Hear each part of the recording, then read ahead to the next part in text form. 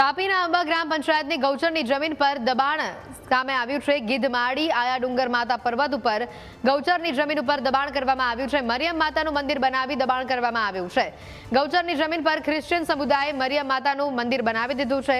ગ્રામ પંચાયતે આ દબાણને હટાવવા માટેની નોટિસ આપી હતી। જિલ્લા કલેક્ટરે પણ તાલુકા વિકાસ અધિકારીને દબાણ હટાવવા માટેનો આદેશ કર્યો છે। આ દબાણને લઈને મુખ્યમંત્રી કાર્યાલય સુધી પણ ફરિયાદ થઈ હતી। મુખ્યમંત્રી કાર્યાલયથી પણ તંત્રને કાર્યવાહી કરવાનું સૂચન આપવામાં આવ્યું છે।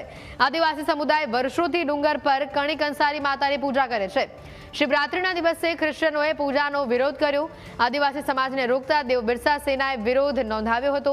સ્થાનિકોમાં દબાણ અને પૂજા ન કરાતા આક્રોશનો માહોલ છે। વર્ષ 2023ના આદેશ બાદ પણ હજી સુધી આ દબાણોને હટાવવામાં આવ્યા નથી।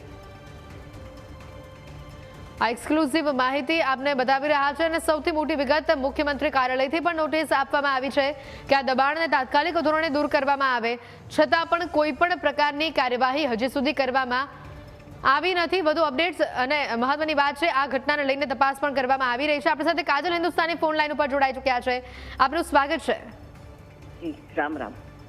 જે રીતનું આખો આ મામલો અને જે રીતે મુખ્યમંત્રી કાર્યાલયથી પણ નોટિસ આપવામાં આવે છે, કલેક્ટર નોટિસ આપે છે, છતાં પણ દબાણો દૂર કરવામાં આવતા નથી। ક્રિશ્ચિયન સમુદાયના લોકો અહીંયા જાણી જોઈને દબાણ કરી રહ્યા છે। શું કહેવું છે આ મુદ્દે આપનું?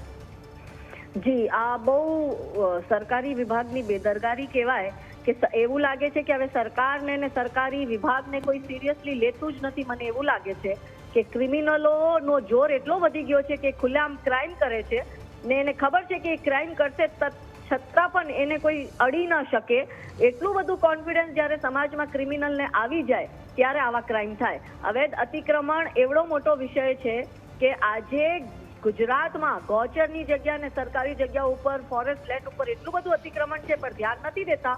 પણ બેન, તમારા મારા જેવા લોકોને એક ઈંટ એક્સ્ટ્રા મૂકવી પડે ને તો આપણે આટલા ધક્કાઈ ખાવા ને સરકારી બાબુઓને ઘૂસ ખવડાવી પડે ત્યારે એ આપને પરમિશન આપે।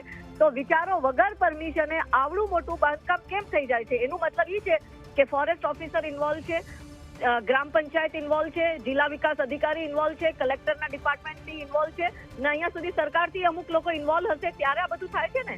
ત્યાંના આદિવાસી વિસ્તારમાં ખ્રિસ્તી મિશનરી વાળા આવી જાય, કબજો બી કરે ને આદિવાસીને એનું પૂજાઈ કરવા ના દે। એટલે ચોરી કરીને ચોરની સીનાઝોરી જો કે જે મૂળ નિવાસી છે આદિવાસી, એને એની પૂજા કરવાથી રોકવામાં આવે ને એમાં તથાકથિત આદિવાસીઓના નેતા જે જયરામભાઈ ગામિત છે, મોહન કોંકણી છે, પછી એક હજી પેલો આમ આદમી પાર્ટીનો છે ને આદિવાસી નેતાનો ઠેકેદાર બનીને બેઠો છે, એ બી બહુ વધારે બોલતો હોય છે। તો અત્યારે આદિવાસીઓને પૂજા કરવાથી રોકવા માટે ત્યાંના સ્થાનિક પોલીસે સોનગઢમાં એડી ચોટીનો જોર લગાડી લીધો ને અવૈધ બાંધકામ ઉપર 1,500 થી 2,000 ખ્રિસ્તી કન્વર્ટેડ લોકોને જવા દીધા। તો આપણે આમાં શું સમજવાનું?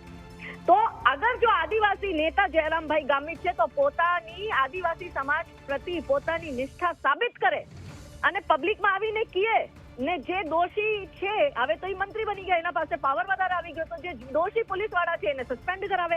અને જો એ આ નથી કરતા તો તમારે સમજી જવાનું કે ચોર મોસેરે ભાઈ બધા મળેલા છે અને આદિવાસીઓને એની પરંપરા નષ્ટ કરવામાં આવે છે, આદિવાસીઓને કન્વર્ટ કરવામાં આવે છે, આદિવાસીના દેવી પૂજક સ્થાન ઉપર કબજો કરવામાં આવે છે, આદિવાસીઓને પૂજા કરવાથી રોકવામાં આવે છે અને આદિવાસીઓ ઉપર બળજબરીથી ડરનો માહોલ ઉભો કરીને એ લોકોને ચૂપ કરી દેવામાં આવી રહ્યા છે। આ ચેતર વસાવા દરેક વાતમાં ઠેકો લઈને ફરતો હોય છે, તો અત્યારે જયારે આદિવાસીને પૂજા કરવાનો હક નથી મળતો ત્યારે આ કેમ ચૂપ છે? એટલે બેન, પ્રશ્ન તો ઘણા બધા છે ને હવે આ લોકોને દેવા બી પડશે, કેમ કે જનતા હવે મૂર્ખ નથી અને જનતા પ્રશ્ન કરશે। બિલકુલ કાજલશ્રી, આભાર ન્યૂઝ કેપિટલ સાથે જોડાવા બદલ।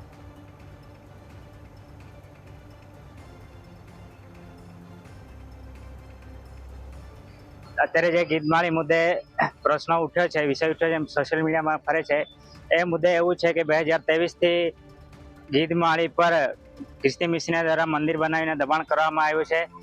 એમની સામે કલેક્ટર સાહેબને આવેદન આપીને ચર્ચનું દબાણ હટાવવા માટે આગળ ઘણા આવેદનો આપવામાં આવ્યા છે અને એ સાબિત બી થયું છે કે ગેરકાયદેસર દબાણ થયું છે અને અતિક્રમણ થયું છે। તો સરકાર તરફથી એ હટાવવા માટે આદેશ પણ આવ્યા છે, તેમ છતાં મિશનર દ્વારા એ આદેશનું પાલન કરવામાં આવતું નથી। અમારો જે સમાજ છે, જનજાતિ સમાજ, કણી કંસરી તરીકે જે એવા જ સ્થાનો છે આદિવાસી દેવસ્થાનો, ત્યાં કણી કંસરીની હિજારી લઈને પૂજા કરવા જતા જ હતા.